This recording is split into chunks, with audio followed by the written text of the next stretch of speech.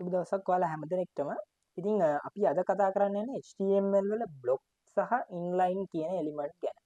ඉතින් මම මේ ගැන පොඩ්ඩක් පැහැදිලි කරන්නම්. HTML වලදී ඇත්තටම වෙබ් සයිට් එකක් වෙබ් සයිට් එකක් කියලා ගන්න ඕනේ වෙබ් පේජ් එකක් ගත්තොත් වෙබ් පේජ් එක අපිට පුළුවන් එක එක කොටස් වලට බෙදන්න. ඉතින් මේ කොටස් වලට බෙදන කාර්යය කරන්නේ මෙන්න මේ බ්ලොක් එලිමන්ට් කියන කොටසෙන්. ඇත්තටම අපිට පුළුවන් ඉන්ලයින් එලිමන්ට් එකක් බ්ලොක් එලිමන්ට් එකක් බවට පත් කරන්න. ඉන්ලයින් එලිමන්ට් එකක් කියන්නේ අපි උදාහරණයක් ගත්තොත් h1 එක, ඒ වගේම පැරග්‍රාෆ් එක, ඔන්න ඔය වගේ ටැග් ඉන්ලයින් එලිමන්ට් විදිහට තමයි හඳුන්වන්නේ. ඉතින් මේ පැරග්‍රාෆ් එකක්, ඒ වගේම h1 එකක්, h2 එකක් අපිට පුළුවන් බ්ලොක් එලිමන්ට් එකක් බවට පත් කරගන්න. අපි අද කතා කරන්න යන්නේ අන්න ඒ කොටස ගැන. හරි. මේක කරන්න මම මුලින්ම මෙතනදී h3 එකක් දාගන්නම්. h3 ක්ලෝස් කරනවා. h3 මම මෙතන හදන්න යන්නේ පොඩි මාතෘකාවක් එක්ක පොඩි පැරග්‍රාෆ් දෙකක්. මම මුලින්ම මෙතන ටයිප් කරගන්නවා what is html. හරි. ඔන්න h3 එකක් දාගත්තා. what is html. ඊට පස්සේ මම මෙතන පහළට ඇවිල්ලා පැරග්‍රාෆ් එකක් දාගන්නවා. මේ විදිහට. ඉතින් මට මෙතනදී පැරග්‍රාෆ් ටිකක් ලයින් ගොඩක් ඕන වෙන නිසා මම මෙතනදී ටයිප් කර කර ඉන්නේ නැහැ. මම යනවා වර්ඩ් වලට. වර්ඩ් වලදී මම මෙතන සාම්පල් පැරග්‍රාෆ් එකක් පහක් අරන් තියෙනවා. මම එක පැරග්‍රාෆ් එකක් මේ විදිහට කොපි කරගෙන මම මෙතෙන්ට ඇවිල්ලා පේස්ට් කරනවා. හරි. මම මේක ටිකක් හදාගන්නම් පැරග්‍රාෆ් එක ලයින් බයි ලයින් පේන විදිහට. ඉතින් ඔයා දන්නවා මම මේ විදිහට ලයින් බයි ලයින් මෙතනින් ඇඩ් කරාට මෙතනදී ඩිස්ප්ලේ වෙන්නේ එක ලයින් එකට. මෙතනදී ලයින් කැඩලා තියෙන්නේ මම මේක වින්ඩෝ එක දෙකකට බෙදලා අරගෙන තියෙන නිසා. හරි. ඉතින් ඔය එක මට තව පැරග්‍රාෆ් එකක් ඕනේ නම් මම ඒකත් මෙතනින් දාගන්නම්. වර්ඩ් එකෙන්ම කොපි කරගන්න. මම මේ දෙවෙනි පැරග්‍රාෆ් එක කොපි කරගන්නවා වර්ඩ් එකේ. මෙන්න මේ විදිහට මේකත් මම ටග් ගාලා හදාගන්නම්. ලයින් බයි ලයින්. හරි.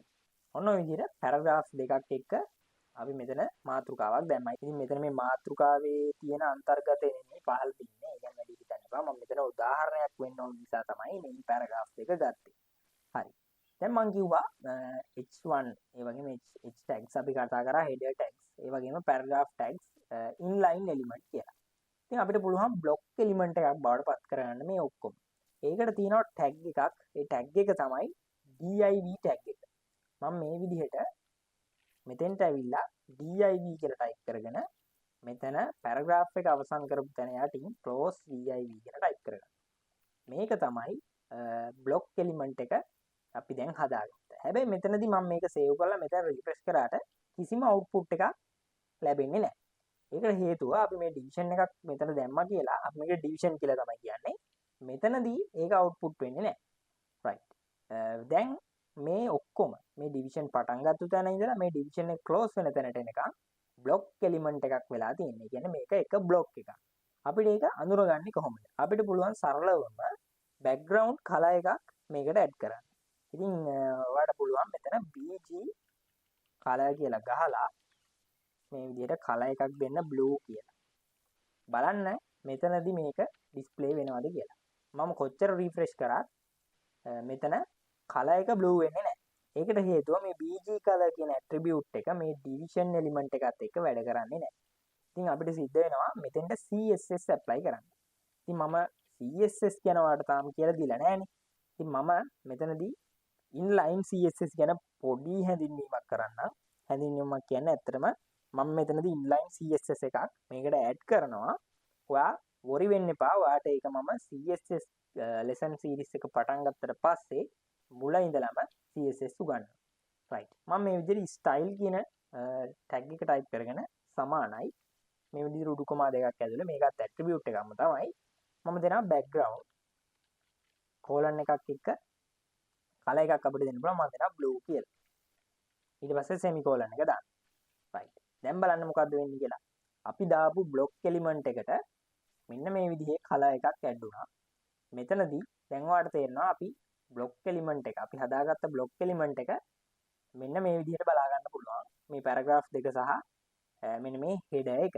හරි. මේක පැහැදිලි නෑනේ. මම නිසා මේකට color කියන ඇට්‍රිබියුට් එක දාලා මෙතන දෙන්නම් color එක white කියලා. මේ ඔක්කොම මම CSS වලදී උගන්වනවා. ඒ නිසා ඔයා worry වෙන්න එපා. දැන් මේකේ color එක white වුණා. ඊගාවට මම මෙතනදී තව එකක් ඇඩ් කරනවා. padding එකක් ඇඩ් කරනවා. 10 pixel padding එකක් හතර පැත්තෙන්ම. මෙන්න මේ විදිහට. මම මේක ටිකක් ලොකු කරන්නම්. දැන් ඔයාලට පේනවා මේ අපි හදාගත්ත block element එක. right? අපිට පුළුවන් මේකට විතරක් ස්ටයිල් කරන්න. අර මම කරපු විදිහට මම මේක ලොකු කරගෙන මෙතන තව ස්ටයිල් කීපයක් ඇඩ් කරගන්න මට පුළුවන් font family කියන එක ඇඩ් කරගන්න මෙතනදී මේ විදිහේ font family එකක් font family එක change වෙනවා ඊට පස්සේ අපිට පුළුවන් font size එකක් ඇඩ් කරගන්න font size එක අපි දාමු 18 pixel වගේ හරි මේ විදිහට ස්ටයිල් ටික ඇඩ් වෙනවා. ඒ වගේම අපිට පුළුවන් මේ ඩිවිෂන් එකට මාජින් එකක් දාන්න. මාජින් අපි දාමු මාජින් টොප් එකක් 20 පික්සල් විතර. টොප් එකෙන් මාජින් එකක් හැදෙනවා 20 පික්සල් මාජින් එකක්. හරි. ඉතින් ওই විදිහට බ්ලොක් එලිමන්ට් එක ඔන්න අපි ඉගෙන ගත්තා. ඉතින් බ්ලොක් එලිමන්ට් එකේදී අපිට වාසිය තමයි අපිට මේ වෙබ් පේජ් එක කොටස් වලට කඩා ගන්න පුළුවන්. right? ඒ වගේම තමයි ඉන්ලයින් එලිමන්ට් එකකට අපිට හිතන්න මෙහෙම දෙයක් ඉන්ලයින් එලිමන්ට් එකට. ඒ කියන්නේ මෙන්න මේක වචනයකට වගේ අපිට සිද්ධ වෙනවා මොකක් කරු ස්ටයිල් එකක් කරන්න. මට මේ උදාහරණයක් විදිහට powerful කියන වචනය රතු පාට කරගන්න ඕනේ. ඒකට අපිට මේ block element එක ඇතුලේ inline element එකක් පාවිච්චි කරන්න පුළුවන්. inline element එකක් තියෙනවා span කියලා. මෙන්න මේ විදිහට. span පටන් ගත්තා අපිට අවශ්‍ය තැන මෙතනනේ. close කරා span. right? දැන් මේ span එකට අපිට පුළුවන් style එකක් දාන්න. style සමානයි මම දෙනවා background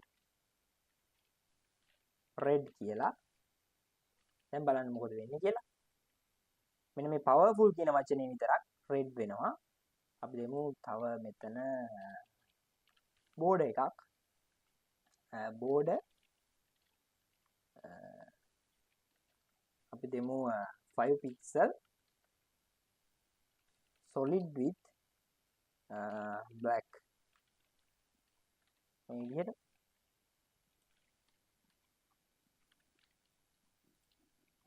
right මෙන්න මේ විදිහේ border එකක් ඇඩ් වෙනවා. ඒ border එක ලොකු වැඩි වගේ නම් අපිට පුළුවන් border එක අඩු කරන්න 3 pixel වලට වගේ. හරි මේ විදිහට ඇඩ් වෙනවා. ඒ වගේම ඕනනම් අපිට පුළුවන් මෙතනදී ඇඩ් කරගන්න මාජින් එකක් නෙමෙයි පැඩින් එකක් අපි ඇඩ් කරගමු. පැඩින් එකක් දාමු අපි 4 pixel විතර. එතකොට පැඩින් එකක් ඇඩ් වෙනවා 4 pixel නම් වැඩි වගේ අපි මෙතන අඩු කරමු 3 pixel වලට. හරි මේ විදිහේ පැඩින් එකක් තියෙනවා. ඒ වගේම ඕනනම් අපි මෙතන ඇඩ් කරපු ඩිවිෂන් එකේ අපිට හදාගන්න පුළුවන් line height එක අපි හදාගමු පික්සල් 17ක් වගේ. අපි බලමු සේව් කරලා මොකක්ද අවුට්පුට් එක කියන්නේ. 17 මදි වගේ. අපි තව ටිකක් වැඩි කරමු 25ක් වගේ. right ඔය විදිහට හදාගන්න පුළුවන් line height එකක්.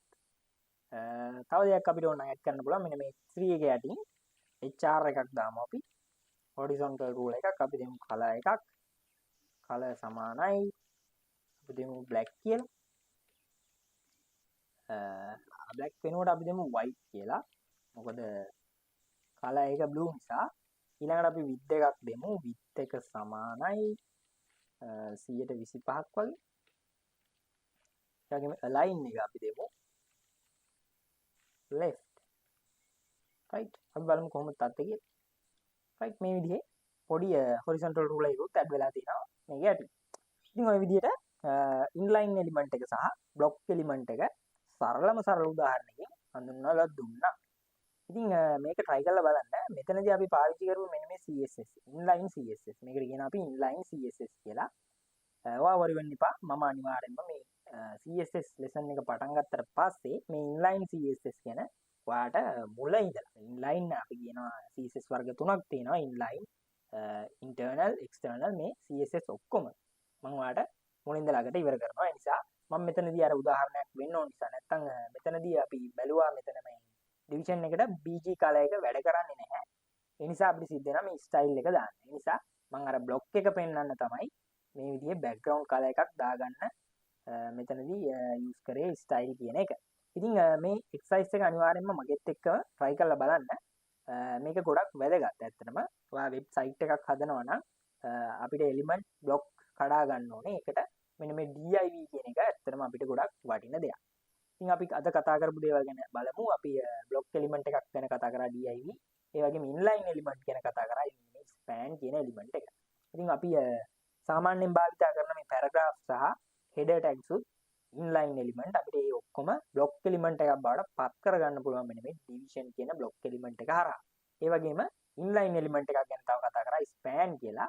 අපිට ස්පෑන් එක පාවිච්චි කරන්න පුළුවන් මෙන්න මේ වගේ ඉන්ලයින් එලිමන්ට් ස්ටයිල් කරනකොට.